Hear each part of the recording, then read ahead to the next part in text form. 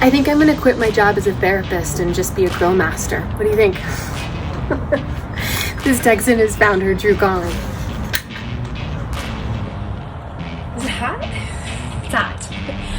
Hi, I'm Ashley Batistic, and welcome to Embrace the Bounty, where we're not only learning how to make good food, but how we can nurture good relationships with one another.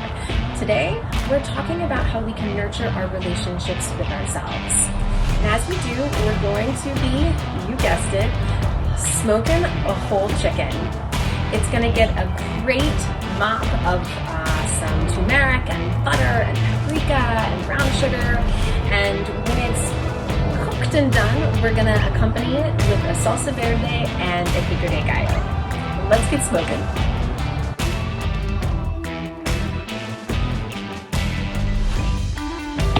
We're gonna get started with the chicken in a minute, but in order to talk about cultivating a relationship with oneself, I gotta start with me, and it begins with my relationship with my dad. He's no longer living, but he had an amazing spirit.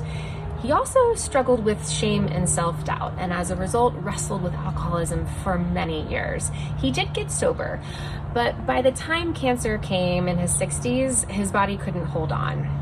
He loved to barbecue, which is one of the reasons why we're here. He loved working with mesquite, but today we're using alder wood, which is a Pacific Northwest wood inspired by my recent trip to Tofino, which is a small town on the west coast of Vancouver Island. We had the privilege of dining at Little Ronnie's Barbecue, and they made an amazing roast turkey with the Salsa Verde and the Pico de Gallo, and so this recipe is inspired by them.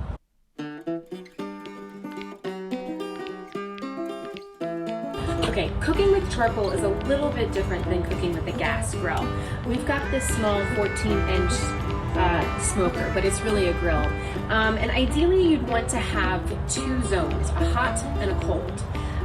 But for this small surface area, we're just gonna have to use the whole lot. I've used a chimney starter to start our coals. And you'll know when they're ready when about 2/3 of the coals turn white.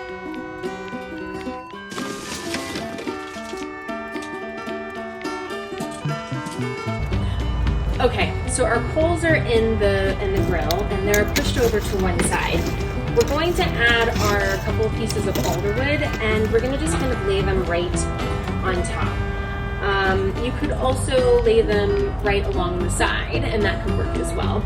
Grill top is back on. We're gonna wait until the temperature gets to be about 375, 400. Once it gets there, we're gonna head back inside and get started on the chicken. Okay, now that we've got our grill going and that our charcoal is smoldering and our wood is burning, we're gonna get right to this bird. I've left it in the fridge overnight to air dry. I smothered it with a good amount of salt and I also removed the innards. And we're going to spatchcock it, which means remove the backbone so it can lay flat on the grill. We're gonna get started on our mop for our bird in just a second, but first, a little bit more about my dad. He saw the goodness in just about everyone and everything when he wasn't wrestling with his own shame and self-doubt. And he and I are similar in those ways that I can see the good, but I've also been deeply impacted by shame and self-doubt as well.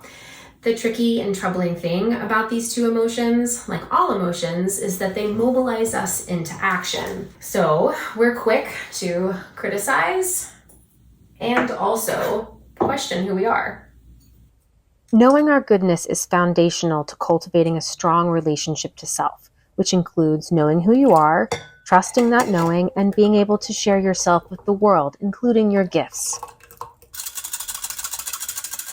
I've spent 2 decades identifying the stories of shame and self-doubt that have impacted how I see myself and how they've played out in my relationships. One way to neutralize their impact is to share with another what does not want to be seen. A reach met with an embrace, in theory, is supposed to work. But if shame and self-doubt are so deeply rooted, there isn't a soft spot for love to land. The good news is, love doesn't grow in a vacuum. It's in the exchange. True for our relationships, also true for ourselves. Okay, I'm gonna wash my hands. I think this bird's ready to go and we'll head outside.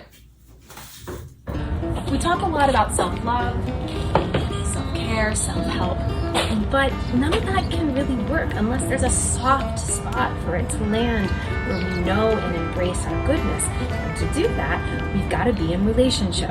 But to what? I'm going to tell you in just a minute. First, we got to get this bird on the grill. When it comes to shame and self-doubt, the best antidote is to cultivate a relationship from within to something greater than oneself, a great other.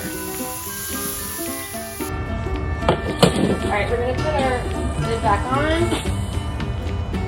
Let this bad, good. Let this good bird get cooking. Let's go make our pico, and I'll tell you about the great other. It's hot out there. Sweating. Need some good AC. All right. Okay.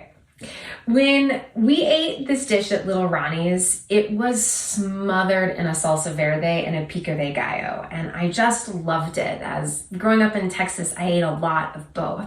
And my brother-in-law and his mother, who are Mexican, have so generously shared their recipes with me. And so now I'm going to share them with you. We're all connected to this something greater. It's in this food, in that fire, in the land on which we stand. It's our whole earth and more. I've heard it referred to as, a great power, spirit, soul, source, God, goddess, the divine, right? Whatever you call it. It's goodness with an expansive reach for us to receive and know the same of ourselves. For me, it's in the cedar forests and the calm stillness of a lake. Nature can be a spot for many, but it doesn't have to be. It can also be a traditional place of worship, but it also doesn't have to be religious. It can be more secular, like the kitchen or the dining room table. Whatever it is, it's where you feel awe and reverie. Kind of takes your breath away. It's hard to know anything other than good from this place. This goodness lives inside of both you and me. And when we can come to see ourselves just as good, we create a soft spot for love to land. We come to know ourselves, like and love ourselves, and also trust ourselves. Okay, I think we're ready to start on our salsa verde. Give it a quick taste. Woo! Perfect with just the right amount of kick. Okay. Key to this salsa verde is that it's cooked as opposed to raw or roasted. So we're gonna boil the tomatillos, the onion, the jalapeno, and a little bit of garlic until their colors become less vibrant. And then we'll throw everything into the Vitamix and we'll blend away. The more we seek care in this new way, the more likely we will be able to come to relate to ourselves in a good way. If this place exists for me, right? This tender spot. For me, I've come to know my kindness, my genuineness, my compassion, my love for others, my humor, my intelligence, my good intentions, right? All of the good, which I wasn't able to see before. Okay, I know our salsa verde is ready. I'm sure our bird's ready. We're gonna put it all together and embrace the bounty of this meal together.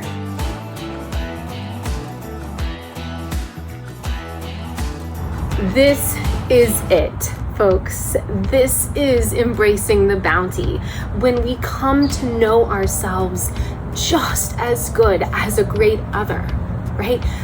We find that soft spot inside to come to know who we are, love who we are, and therefore embrace who we are. And if we can embrace who we are, we can embrace others. Let's see.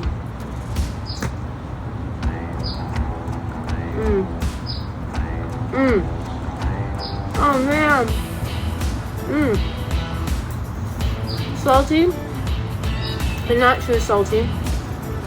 Smoky, just the right amount of smokiness. You don't need a fork. Who needs a fork? Maybe for the pico.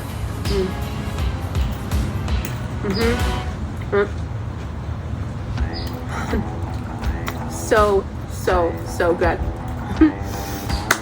All right, that's it, folks. I'm about to have my whole family come out and eat this delicious meal. I know my kids are gonna go straight to that mac and cheese. But I hope you've enjoyed cooking with me in the kitchen today, learning how to cultivate a relationship with yourself and something greater, right? We can't go it alone. And I can't wait to see you on the next episode of Embrace the Bounty.